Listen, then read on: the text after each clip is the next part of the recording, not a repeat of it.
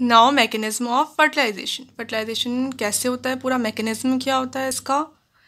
तो fertilisation step by step होता है, इसमें बहुत सारे स्टेप्स आते हैं।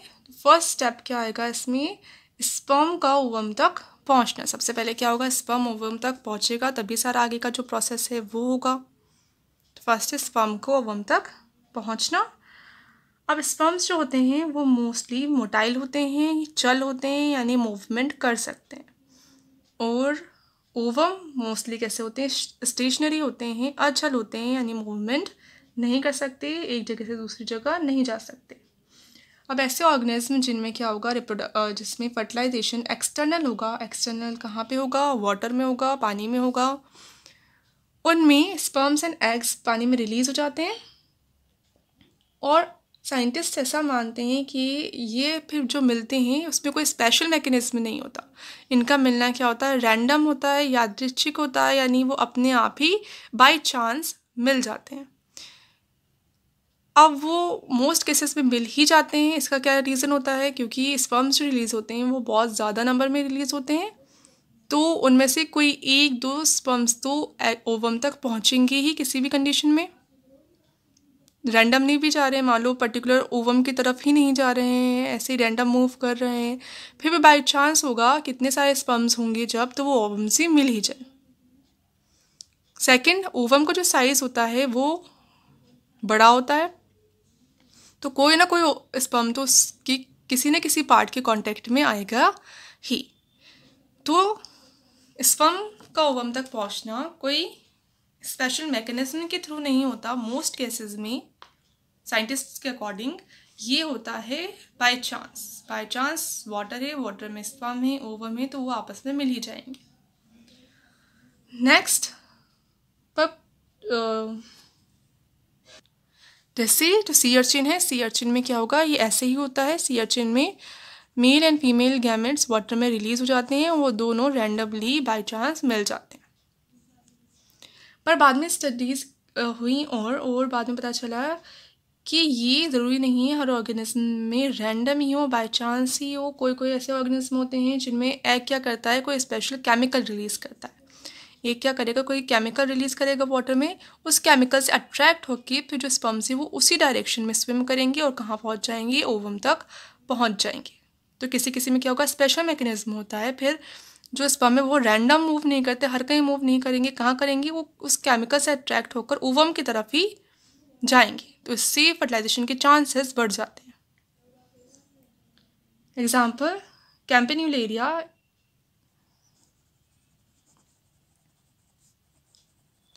ऑर्गेनिज्म है, एक वाटर में मिलता है, एक्वेटिक है, पानी में मिलता है। इसमें जो एग्स प्रोड्यूस होते हैं वो स्पेशल स्ट्रक्चर में प्रोड्यूस होते हैं। एक स्पेशल स्ट्रक्चर होती है गोनेंजिया। इसके अंदर क्या फॉर्म होते हैं, एग फॉर्म होते हैं, और इसके ऊपर एक छेद होता है जिसको कहते हैं गोनोपोर। तो ऐसा देखा गया है कि बहुत सारे स्पर्म्स इस गोनोपोर के चारों तरफ इकट्ठा हो जाते हैं। तो अगर ये प्रोसेस कैसा होता, रैंडम होता, तो ये यहीं पे आके क्यों इकट्ठा होते, कहीं और जा सकते थे, कहीं और अटैच हो सकते थे। पर ये सिर्फ इसकी गोनोपोर की चारों तरफ आके ही इकट्ठा होते हैं। इसका क्या रीज़न होगा, क्योंकि इससे क्या निकलता है, एक केमिकल रिलीज होता है। वो केमिकल क्या करता है, अट्रैक्ट करता है फिर स्पर्म्स को उसकी तरफ, एग की तरफ, जिसकी वजह से वो गोनोपोर पर आकर ही इकट्ठा होते हैं। फिर एंटर कर जाएंगे गोनोपोर से होगी और अंदर जो ओवम प्रेजेंट है उसको फर्टिलाइज कर देंगे। तो स्टडी की और पता चला ये जो केमिकल रिलीज हो रहा है इसका वेट कितना होता है, मॉलिक्यूलर वेट 5000 डाल्टन तक हो सकता है, और गोनेंजिया से ही ये सीक्रेट होता है। ऐसे फिशेस होती हैं बहुत सारी, उनमें भी यही कंडीशन होती है। फिशेस में भी जो एग है, एग की जो मेम्ब्रेन है, ये रिलीज़ करती है केमिकल्स को, और इसकी वजह से जो माइक्रोपाइल प्रेजेंट होता है, जो छेद प्रेजेंट होता है इसकी एग मेम्ब्रेन में, वहाँ पे आके स्पर्म्स इकट्ठा हो जाते हैं। अब कई बार देखा स्टडी की जब अलग अलग ऑर्गेनिजम्स की, तो सी अर्चिन की कुछ स्पीशीज़ में भी मिलता है ये, या जो काइनोडर्म्स होते हैं उनमें मिलता है, फिशेस में मिलता है, एम्फीबियंस में, और कुछ मैमल्स होते हैं उनमें भी क्या देखा गया कि एग की प्रेजेंस में या फिर एग वाटर, ऐसा वाटर जिसके अंदर एग प्रेजेंट है, तब इसमें इस एग वाटर में या एग के पास अगर स्पर्म्स प्रेजेंट हैं तो वो क्या शो करते हैं, समूहन की क्रिया शो करते हैं, एग्रीगेट हो जाते हैं, यानी ग्रुप बना लेते हैं, ग्रुप में इकट्ठा हो जाते हैं। मान लो एग वाटर है तो एग वाटर है तो स्पर्म, और मान लो एग भी नहीं है, एग वाटर ही है मान लो, तो वो स्पर्म्स क्या है आपस में पास पास इकट्ठा हो जाएंगे, ग्रुप बना लेंगे, यानी क्या करेंगे, समूहन की क्रिया दिखाते हैं।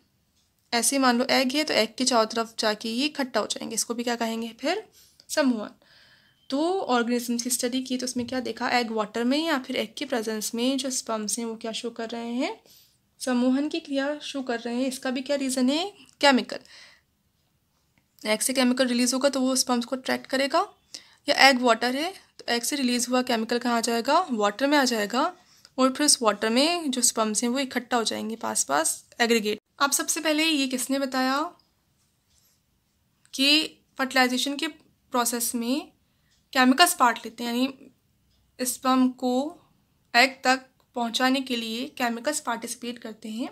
ये सबसे पहले बताया था साइंटिस्ट ने, लिली ने, और इन्होंने थ्योरी दी थी फर्टिलाइजेशन थ्योरी, जिसके अंदर उन्होंने बताया कि केमिकल्स होते हैं जिनकी वजह से एग्स स्पर्म्स एग तक पहुंच पाते हैं, और ये भी बताया कि जो स्पर्म्स होते हैं वो उन केमिकल्स की प्रेजेंस में समूहन की क्रिया दर्शाते हैं।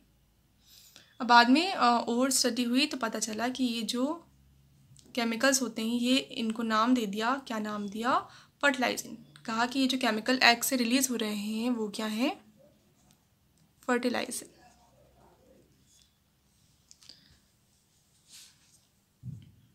अब ये जो एग है, एग जैसे ही रिलीज हुआ ये कंटिन्यूसली लगातार क्या रिलीज करता रहेगा, फर्टिलाइजिंग रिलीज करता रहेगा। अब सी अर्चिन में स्टडी की, सी अर्चिन में देखा कि ये फर्टिलाइजिंग कहाँ से रिलीज हो रहा है, तो सी अर्चिन का जो एग है उसकी चारों तरफ एक जेली कोट प्रेजेंट होता है, जेली का कवर प्रेजेंट होता है। वो जेली कोट या जेली एनवेलप वो क्या करता है, वही सीक्रेट करता है इन केमिकल्स को। ये जो फर्टिलाइजर है इनका मॉलिक्यूलर वेट कितना हो सकता है, बहुत ज़्यादा होता है, 3 लाख तक हो सकता है, 3 लाख डाल्टन तक इनका मॉलिक्यूलर वेट हो सकता है। इनमें क्या क्या प्रेजेंट होता है, कार्बोहाइड्रेट प्रेजेंट होता है मेनली, ग्लूकोज, फ्रक्टोज, गैलेक्टोज, ये सारे कार्बोहाइड्रेट्स इसके अंदर प्रेजेंट हो सकते हैं। तो मेनली किसके बने होते हैं ये, ग्लाइकोप्रोटीन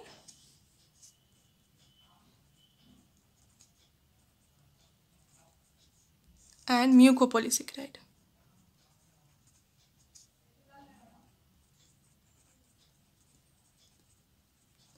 के बने होते हैं ये जो मॉलिक्यूल्स होते हैं फर्टिलाइजिंग के। ये नोट्स में सही से लिखा हुआ नहीं है, मेंशन कर देना ठीक से, ग्लाइकोप्रोटीन एंड म्यूकोपॉलीसेकेराइड इनके बने हुए होते हैं। अब इसमें भी कार्बोहाइड्रेट में मेनली क्या होंगी, वही polysaccharide and monosaccharides, glucose, glucose, fructose, galactose etcetera, ये होते हैं प्रेजेंट।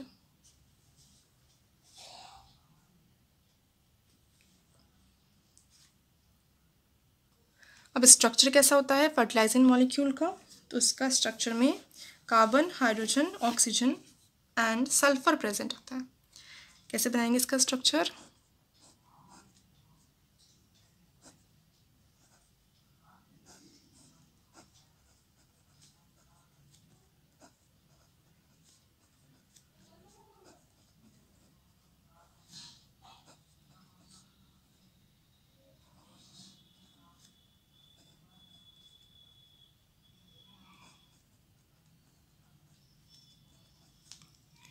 ये हो जाएगा स्ट्रक्चर फर्टिलाइजिंग मॉलिक्यूल का, जिसमें सल्फर प्रेजेंट है, कार्बन्स प्रेजेंट हैं, टोटल कितने कार्बन हो जाएंगे, 1 2 3 4 5 6 कार्बन्स हैं, हाइड्रोजन्स हैं, हाइड्रोक्सिल ग्रुप्स हैं, सल्फर प्रेजेंट है और नेगेटिवली चार्ज्ड ऑक्सीजन प्रेजेंट है। तो ये स्ट्रक्चर हो जाएगा फर्टिलाइजिंग का। अब बाद में और स्टडी हुई और पता चला कि फर्टिलाइजर तो किससे रिलीज़ हो रहे हैं, ओवम से रिलीज़ हो रहे हैं, जो कहाँ तक जा रहे हैं, स्पर्म तक जा रहे हैं और उनको एग की तरफ अट्रैक्ट कर रहे हैं। अब इसको रिसेप्ट करने के लिए सिग्नल को, इस केमिकल की जो स्पर्म्स हैं उन पर भी रिसेप्टर्स प्रेजेंट होते हैं।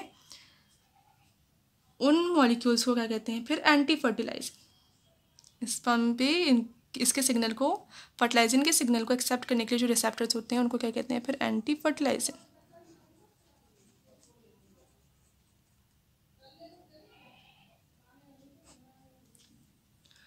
एंटी फर्टिलाइजिंग का जो मॉलिक्यूलर वेट है वो कंपैरेटिवली कम होता है। कितना होता है, 10,000 डाल्टन तक ही होता है। और मेनली कैसे होते हैं, एसिड प्रोटीन्स होते हैं, एसिडिक जो प्रोटीन्स हैं वो होते हैं।